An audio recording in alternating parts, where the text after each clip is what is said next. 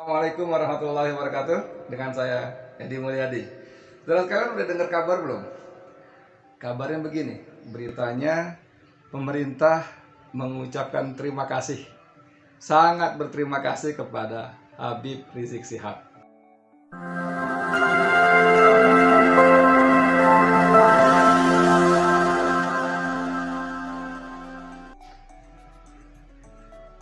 Udah dengar belum? Coba googling deh kalau belum dengar, googling. Ketik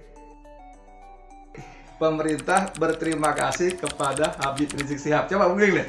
Ketemu deh. Oh my god! Wow! Sorry, bercanda. Saya bercanda, tapi ini yang saya harapkan sebetulnya. Kenapa? Karena, nah ini penting nih saudara nih ya. Karena dengan adanya Habib Rizik Syihab pulang ke Indonesia, maka pemerintah diuntungkan, tanda kutip. Diuntungkan. Pertama, pemerintah menjadikan Habib Rizik sebagai kambing hitam. Kambing hitam dari kegagalan rezim ini mengelola negeri. Gimana gagal di ekonomi? Babak belur. Ekspor jeblok, ya kan gitu kan? Pendapatan rakyat hancur lebur. APBN babak belur, nggak punya duit untuk beroperasi, untuk membiayai negara ini. Apalagi dari sisi keadilan hukum, tajam ke bawah, tumpul ke atas. Apalagi dari sisi ancaman ideologi, ancaman NKRI, kedaulatan rakyat, kedaulatan negara. Ada separatisme yang baru kemarin mengibarkan lagi, memproklamasikan kemerdekaannya, mengangkat siapa tuh sebagai presiden ad interim dan sebagainya. Itu jelas-jelas NKRI terancam separatisme. Tapi kan pemerintah nggak bisa ngapa-ngapain, ya kan? Belum lagi utang luar negeri yang gila yang saya ulang-ulang 7.000 triliun dengan bunga yang sangat tinggi. Jadi negeri ini, penguasa ini nggak bisa apa-apa, gagal total. Kan? Tapi mereka tanda kutip bersyukur, beruntung Habib pulang. Ini jadi kambing hitam kita. Ini ancaman NKRI kita. Ini mengganggu kedaulatan negara kita. Ini mengancam kesatuan bangsa kita. Makanya mereka segala macam upayakan untuk mengkriminalisasi dengan segala macam cara. Setelah dengan cara-cara hukum yang kemarin tidak mungkin, lalu disusut operasi yang saya sebut kemarin untuk mengcovidkan. Ngomong-ngomong mengcovidkan ini luar biasa jahatnya mereka loh saudara. Jahat banget. Udahlah, saya nggak mau ngomong Kapolda ini, Kapolda itu dicopot, enggak, itu udah lewat video saya yang lalu. Ini yang terbaru saudara, untuk membuat kesan seolah-olah Habib Rizik kena COVID, terpapar sehingga atas nama hukum, undang-undang, peraturan bisa ditangkap, diisolasi, diasingkan. Kalau perlu keluar Jawa, mereka susun,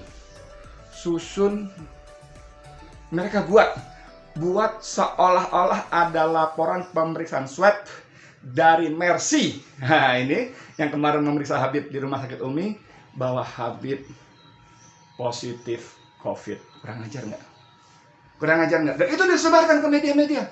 Nggak tahu, saya belum baca media apakah teman-teman wartawan memakan berita dan memuatnya sebagai berita, saya nggak tahu.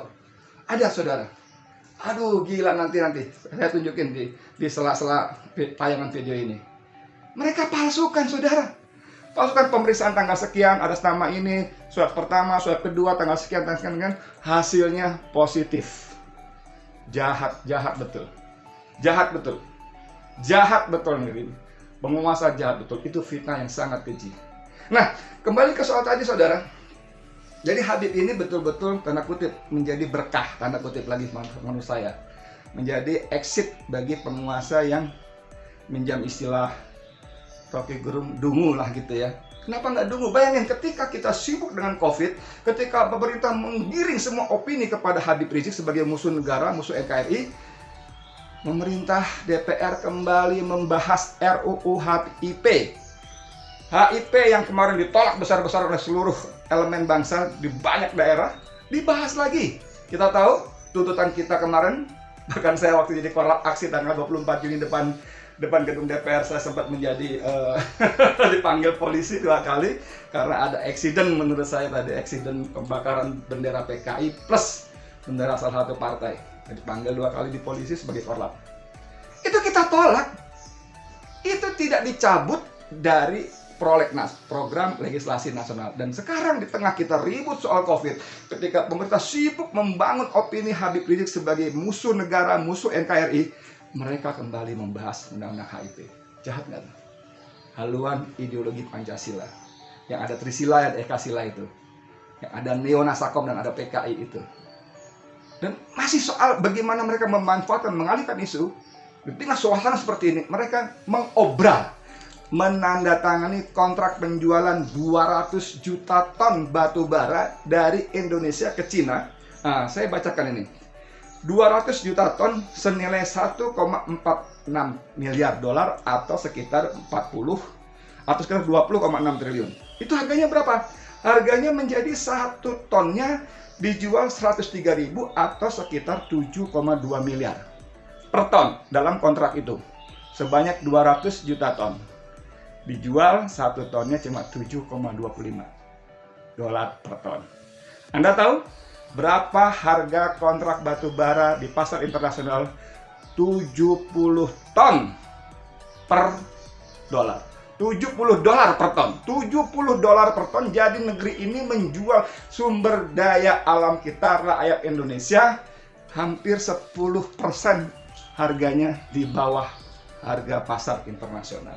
Dan ini ditandatangani, saudara, ketika rakyat semua bangsa Indonesia, umat Islam negeri ini digiring betul-betul opininya bahwa Habib Rizik adalah musuh negara, penghancur NKRI, akan menenggelamkan kesatuan dan persatuan. Jahat sekali, saudara. Jadi, tadi kalau saya buka video ini, sudah dengar pemerintah berterima kasih pada Habib. Ya, sebetulnya harusnya begitu. Dengan Habib pulang mereka punya kambing hitam. Wah, saya ini blok on nih, ekspor saya jeblok. APBN saya babak belur, nggak punya duit. Kalau sampai Januari, Februari nggak dapat duit utangan, saudara. Aduh, saya nggak tahu bagaimana negara ini akan dioperasikan biayanya. Bagaimana dana alokasi daerah, TAU, dana alokasi umum, atau transfer daerah dari dana alokasi umum, dana alokasi khusus ke daerah untuk membiayai APBD mereka tidak terjadi dari pusat. Apa yang terjadi, saudara? Jangankan bangun gedung, jangankan miara taman, bayar office boy di kantor-kantor pemerintah saja mungkin tidak sanggup. Ngeri, saudara. Terima kasih kedua pemerintah terhadap Habib Rizik adalah bahwa pemerintah ini menjadikan, nah inilah penting, menjadikan COVID sebagai barang dagangan untuk ngemis keluar. Kalau dulu kita ngemisnya ke IMF, Bank Dunia, IDB, ya kan? Sekarang ngemis ke negara-negara, ke Jepang, ke Kanada, ke Jerman, dan hasilnya dapat recehan. Total dari ngemis dari satu negara ke negara lain itu cuma 24 triliunan sekian. Jualannya apa? COVID, untuk membiayai COVID. Anda tahu dalam undang-undang terbaru kita yang nomor 2 tahun 2020 tentang COVID itu, dana yang awalnya pada Perpres, maksudnya dari Perpu, peraturan pemerintah pengganti undang-undang cuma sekitar 405 triliun, sekarang sudah melonjak menjadi 900 triliun lebih untuk dana COVID yang ini penting nih, yang tidak jelas kepada siapa mengalir.